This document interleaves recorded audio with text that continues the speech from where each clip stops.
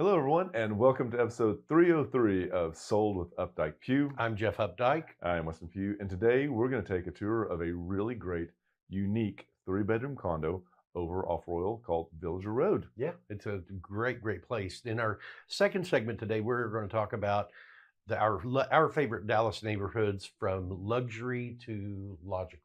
That's right. It's a lot of information, but hey, I think we'll take a good little tour of some neighborhoods that maybe you haven't thought about. Also, we also do touring on Tuesdays here in Northwest Dallas and the Park Cities, and thought we would show you some of the highlights and explain why we think some of these unique pictures are highlights. So this is a tile travertine floor that is probably an original floor, but this house has been completely redone, and they have maintained that floor absolutely in such an impeccable manner. It's beautiful. I would keep it. We're also seeing transition walls that have detailed trim that's either stained or painted, that is beginning probably in the last 24 months to make a show really a nice way to highlight and differentiate. It has more of a luxury feel. And this one also highlights that design trim between the rooms that help define. One of the other things we're seeing is this 3-inch lip on a lot of countertops. Not just waterfall now, you must have a lip. What do you think about this? I thought this was really interesting. If the pattern had been 45 degrees different, it would not look good. But because it all heads to that corner, I think it's beautiful. It works, but it is a lot. I typically do not like that. We're seeing closets elevate to a completely different level. Absolutely. Everything is lit. Drawers are built in. They have more of a designer showroom luxury feel. And this is another design thing we're seeing, and it's the trim around the window is being painted out, and it's giving windows a much bigger, deeper feel. I love these. I think that we're also getting to the point where we might be migrating away from the stackable double ovens. I like these so much better because the smaller ones, it works better if you don't need to cook anything large. Plus, that additional space on the top gives you 2 additional burners. And this is the built-in air ventilation return. And it has to be thought of well in advance because it must be mudded and taped in. You can't just go slap it up there. And this is a product that we've talked about before on the show, and it's where you take a commercial grade iron door with glass and put it into like a studio area or somewhere that you need to have some at least audio privacy. I love these. Yeah. So let us know which ones you think you'll see coming in. Oh, this is one of the showers that we really, I like the shower. That's a huge shower. It's a really good shower. Nice bench. Here's another closet. Again, they are not skimping on these closets right now. So let us know which one you think. Let us know your design trends, because there is a lot, I feel like, that is changing. I would say super white and super gray are super on the way out. What's next, Jeff? So Market Watch is next. Good times. End of the month, everything looks relatively what we'd expect. I am a little baffled, though, that we're down 13% right there. That's 91 units for active. I don't quite get that. Spring break. That's true. We have had 2 weeks of spring break here, a lot of for people private travel public. right through there, and That's true. I also think that one of the interesting things is the mortgage rate only changed 0.006, and it is 6.566. That's your number. We're not moving for quite some time. I don't see there being much of a change. You know, the Fed talked the other day about how they were keeping their rate the same this month, and that they expected to have 2 more rate reductions before the end of the year. But, you know, the last rate reduction on the Fed side had absolutely no impact on the mortgage rates whatsoever. And they also predicted last year that rates were going to drop to 5.5 this year. And we're not going to get close to 5.5. I don't think so. Not at all. It's an interesting time. I will say that we were visiting with Jamie Adler, our office manager, and this first quarter, each one of the months this year is greater in sales and transaction volume than last year, same month year to date. So Market's definitely coming back. I feel like a lot of the, the big reasons that most people buy and sell homes haven't really changed any. It's birth, death, marriage, divorce, dependence. kids. Yeah, I mean, it's just all of those things. Those have still been going on, and probably in the Dallas-Fort Worth area at a faster rate than they have in other parts of the country, just because we've had so many people moving here. And but there has been that pent up demand of all those people with a 2020 mortgage, and I feel like people are beginning to thaw out a bit and realize they're going to have to give up what's left on that 2020 mortgage and go with the 6.5% on the new place, whether it's move up or move down. I just feel like that mentality, we're getting farther away from that now. I like your term, thaw out. We're going to figure out how to work that into our newsletter. That's a really good term. All right. Let's talk about 10741 Villager Road, Unit D. This is such a great condo. This is at 5800 Royal Condominiums. This is conveniently located at the corner of Royal and the Dallas North Tollway. You can see inside the complex where the red dot is. This unit is not one of the units that is on the tollway side of the complex. It is really smack dab in the middle, and it's actually it's in I think to the right of where that dot actually is in the building. So it is a gated community. There are also 4 pools in here as well. One of the great things about this community, you may think, oh, it's the proximity to the toll road. This is one of the most quiet units that we've been in. Actually, it's so quiet that we asked her not to turn music up loud for showings because we want people to realize how quiet it is. Now, when you're living here, you know how great it is to be that close to the toll road. Yet, whether you're going to Frisco or you're headed to the Arts District, this is excellent. East and west are very well easy to do with Royal being there and a main artery. You can also jump on 635, also Loop 12. And if you're not from here and you're thinking, well, how do I get to and from an airport standpoint? Love Field is just to the south. How far do you think that is? Oh, it's 5 miles at the very most. And then to DFW? Probably 20 miles. So 25 miles maybe. Commuter's paradise. Oh, fantastic. Royal Lane, you can go all the way from Wiley to Las Colinas. What? You can. If you get on Royal Lane, you can, whichever direction you go, you head out to the east, you're going to head to Wiley. Head to the west, you're going to go to Las Colinas. And it goes all the way across the city, all the way across the How does it get to the airport? Pardon? How does it get to the airport? It goes all the way out to Las Colinas, and it runs, and it ultimately dead ends into an area right at 635. Okay, so it doesn't go. Okay, well, lots of good information, Jeff. It's Royal Lane is one of the most fantastic cross streets through the city. I mean, you can really avoid if the highways are backed up, tollways backed up. It is a lifesaver.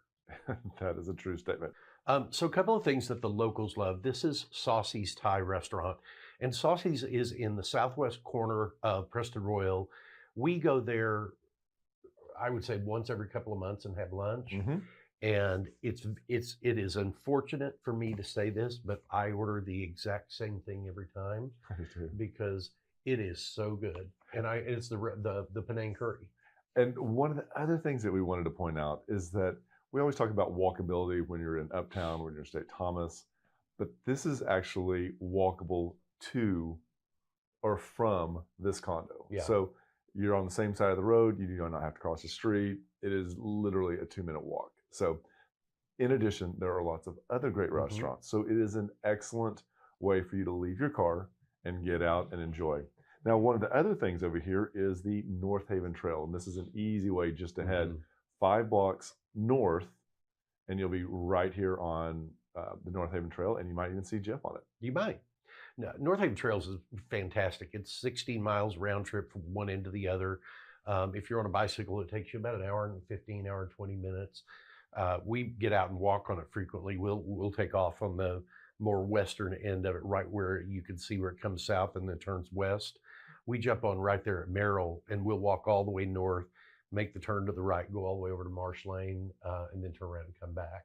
And it's a 4-mile walk round trip, but it's very safe. If you you just, you don't feel like you're in Dallas in some parts of it. And we talked about Royal just a few minutes ago, but Royal also you can take and cross on the highway with the new bridge right in that area. So this will also take you all the way into East Dallas. One of the other great little tidbits over here is going to be the North Haven Gardens. North Haven Gardens actually was hit by the tornado, 3 or 4 years ago? And they have built back, and it is exceptional. This is a really great place. It's one of the true Dallas originals. If you're looking for plants, it's not a Callaway's, it's not a Home Depot. It's owned by the locals, and it is a really thoughtful gardening center, and it's large. And it's really large. And as you said, they got hit by the tornado and just got devastated, wiped out.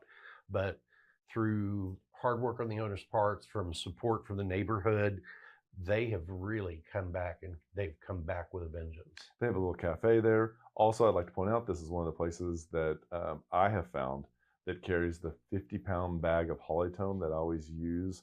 I just put out 2 bags of it. Buy it soon, because I one time went back and they said they were out for the season and would not have it back until the following spring. Get it now, people. You heard it first. So let's talk about 10741 Villager Road. This is number D. This is a wonderful 3-bedroom, 2 full bath condominium, 2nd floor. Some people refer to it as the Treehouse because it is up kind of on a perch, and you only have one shared wall that you don't really realize is a shared wall. So this is a unique layout in this community because of the way that this one is tucked. Coming up these stairs, there's nobody else that has a front door up those stairs. So it is an extremely private, as Jeff was saying, it's at the end. It has windows on 3 sides, which make it also another reason why they're going to call it the Treehouse. You can see here at 1560 square feet, you are a true large, almost the size of a single family home. We have the amenities that are the features of a single family home that you would also see, as in a dining room table here that could easily seat, let's say 6 to 8 with additional room. Furniture and furniture size is not a problem given the size of these 2 rooms right here. They're really fantastic. They've got can LED lighting in these. The wood floors have been redone. You'll see in just a moment all the cabinetry in the kitchen is the kind of a lighter, I'm going to call it maple type finish. These are the doors that open up onto the private patio on the northern side of the property. And talk about cross breeze. I mean, you open those windows in the dining room and then open these. Oh, it's going to be fantastic. So it's really bathed in natural light and easy. If you enjoy plants, this is a great place to step into that. The owner has taken immaculate care of this home, and it was one of the ways that made it really easy for us to highlight the home and not have to worry about belongings. It sits and it shows extremely well. There's a really great eat-in kitchen. We'll talk about that here in just a minute, but you can see here plenty of countertop space. You also have a convection oven, a built-in microwave, decorative cabinets with both light and glass, and then a really good eat on the other side with the bar, which I thought was really great. All of it makes sense. I also really like that they pushed the fridge all the way to the end. I do too. That is a full depth fridge. That is not a counter depth, which a lot of condominiums use. This is the seating area that's right there in the breakfast area. And I mean, such a great place to hang out and have your coffee in the morning. I liked it. So we're going to have 3 bedrooms, and this is the first one. Good sized bedroom. This is a full with a nightstand, but you can see it easily holds more. This is the bedroom or bathroom between the 2 guest bedrooms. Step-in shower, subway tile, clean and well done. This is what we're looking for.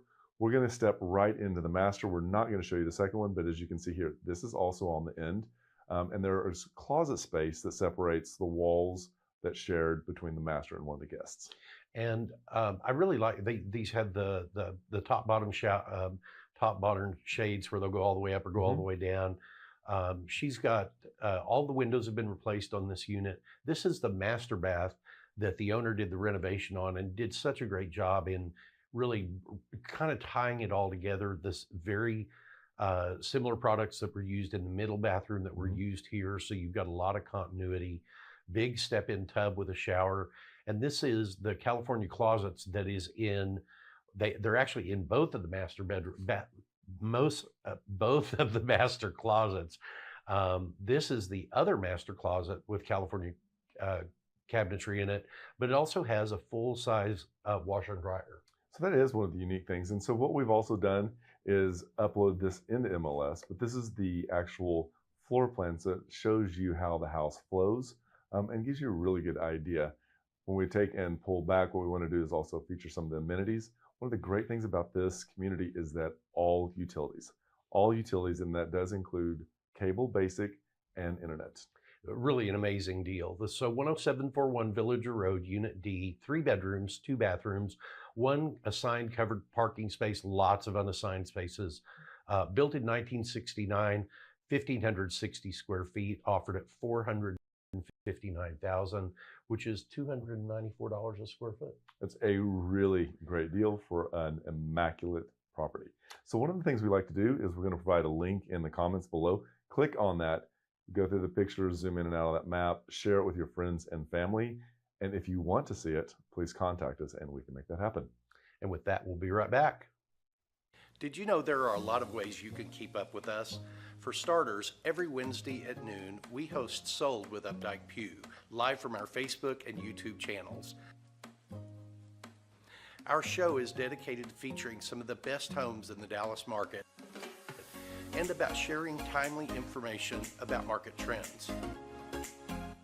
But don't worry if you miss the show, because you can always listen to them on SoundCloud, iTunes, and Spotify. Still want more? Follow us on Instagram, where you get a first-hand look at what it's like to be a realtor. It's not always previewing homes for clients or getting them ready to go live in MLS. Lastly, visit our website and you'll be able to create a custom home search tailored specifically to your wants and needs that's timely and accurate. Whether it's square foot, location, or the neighborhood, we have you covered. If you'd like to know how much your home is worth, we can help with that too. Just visit homeprice.fyi, enter a few pieces of information like your home address, and we'll email you a price. When you're ready to talk real estate, you can reach us online, by phone, or by text at 214-377-2223. And remember, we want to be realtors for life. Hi everybody, welcome to the second segment, episode 303 of Sold with Updike Pugh. I'm Jeff Updike. I'm Weston Pugh, and today we are going to talk about our favorite Dallas neighborhoods from luxury to logical. This should be interesting. Yeah. So we did not talk about or compare, so I don't know what he's going to say. It'll be interesting to see if we actually come up with similar. Mm-hmm. So do you want to go first or you want me to? So which one are we doing first? Are we doing? Let's do luxury. Luxury, okay. Oh, wow. You want me to go? Yeah, why don't you go? So if I was going to go luxury, I think I'm going to go into the neighborhoods that have topography. Go ahead. And I say that because Dallas is flat. And I think that if you can have topography and if you can have an oversized lot, that it might not be the most expensive neighborhood, but that reads like luxury to me. Mm-hmm. And so I'm going to say True Kessler. Mm-hmm.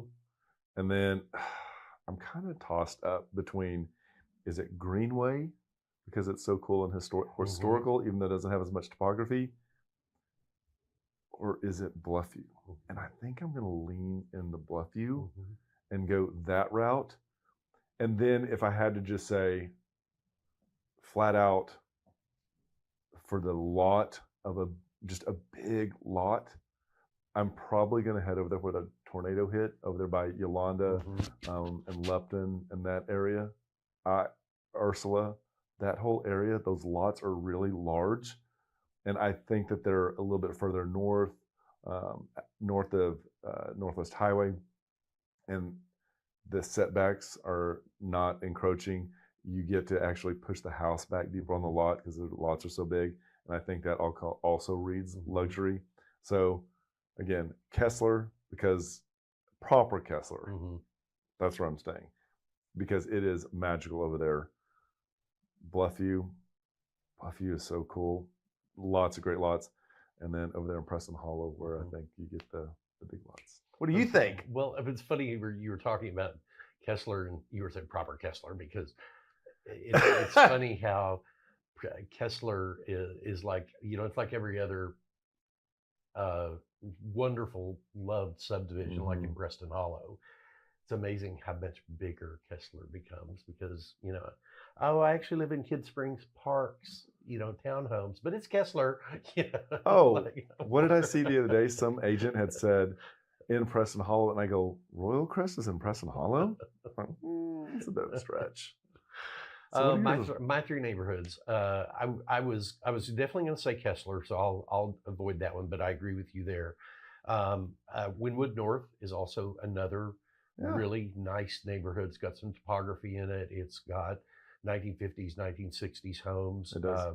There's about 300 homes in it, and it's a really well established, defined neighborhood. Their voluntary homeowners association has also become a 501c3, so they are a non-taxable organization or a charitable taxable organization that people can make donations to. Yeah, and they do a really great job of talking about the history. Like Angus Wynn was the guy that built the subdivision.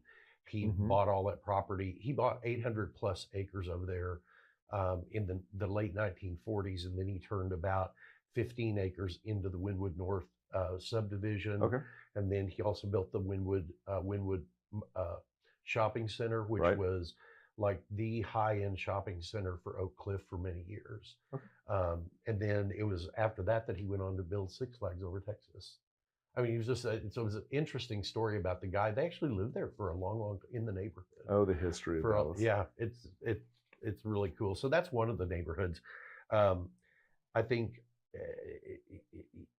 that Urban Reserve is another neighborhood that I think is really nice. You know what? I'm going to back away from that. I'm actually going to say Urban Reserve. I'm actually going to say the Kessler Reserve neighborhood, which is it's the neighborhood that Brian and Sergio live in. Yeah.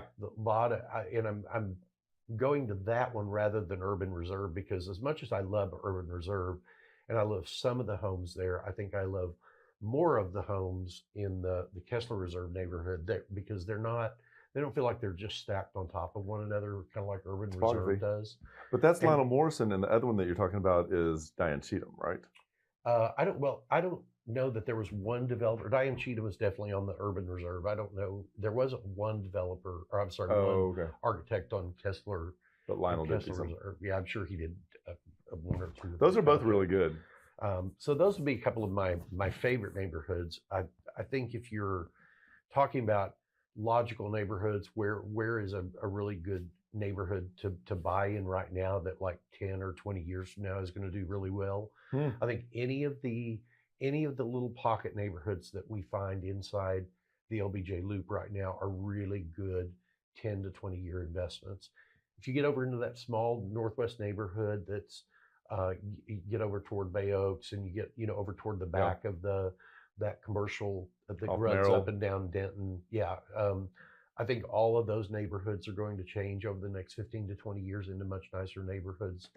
I think I was showing in Oak Cliff last night in some of the small single family neighborhoods that have gotten that have not really had the full impact of all the investment that's going on with the Bishop Arts area and all of the investment that's going on up and down Davis Street. Yeah. I mean, those neighborhoods I think are going to, we're really going to see some change in those. I think the neighborhoods that is, when you talk about Appian Way, those neighborhoods on the other side of 35 are really primed to see some improvement on financially because there's so much investment going on around the Dallas Zoo and going on with that big park across the freeway right there. I think those neighborhoods are all just they're very good 10 to 20 year neighborhoods right now. I agree with all of those. But so for me, I think that we have a guest here. Come on up, Ranger. Come on up. Sit down. I think my go-to on this one is going to be, I actually like my neighborhood. So Northwest Dallas, so Midway, Royal, Walnut Hill, Marsh, that area, those lots are 0.4 of an acre, almost all of them, and the houses are really good shape. So you can get everything from an end user that's interested in there, an investor that wants to flip, or you can do lots. So there's that opportunity in there from a very diverse standpoint.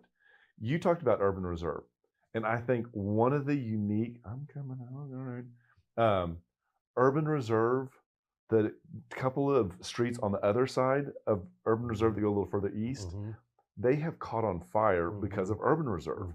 And you're seeing large developers pull in 2 new neighborhoods over there. You get to go to Richardson ISD, which is Lake Highland. You're built in as far as school. So school-wise, you're bullets. No private, you're hands down. That is completely done. If schools are not that big of a deal and you really want to be the pioneer, I like the area, and we're seeing some of them like, I'll think of the builder, but down at Santa Fe Trail on the bottom of the lake, there are areas in there that they are coming in with large duplexes in the 6s. And that is a huge score to have 3,000 square feet, immaculately, almost in luxury condition for under 7. So I think that there's some pockets. I do think that when you're trying to look for the biggest bang for your buck, you've got to get away from the core of the city. But I think being as smart as you can, being inside 635.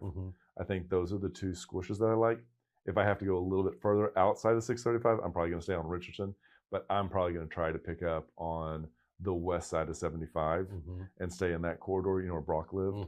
I think that's a really strong neighborhood Prince as well. Park's over there. There's that Richardson Heights neighborhood, Richardson Heights Outdoor Center. I forget that had the water park in it. But you also have like a golf course that's back over there that's really well known. And then you've got like some of that smaller, like younger investment, like a brewery and that has music on Friday and Saturday night. You know, a really cool taco shop that's really friendly with little kids and pets. And so we're seeing this migration of, I can't do the M Streets because it's too small and I don't want to pay $1 million for 1,500 square feet.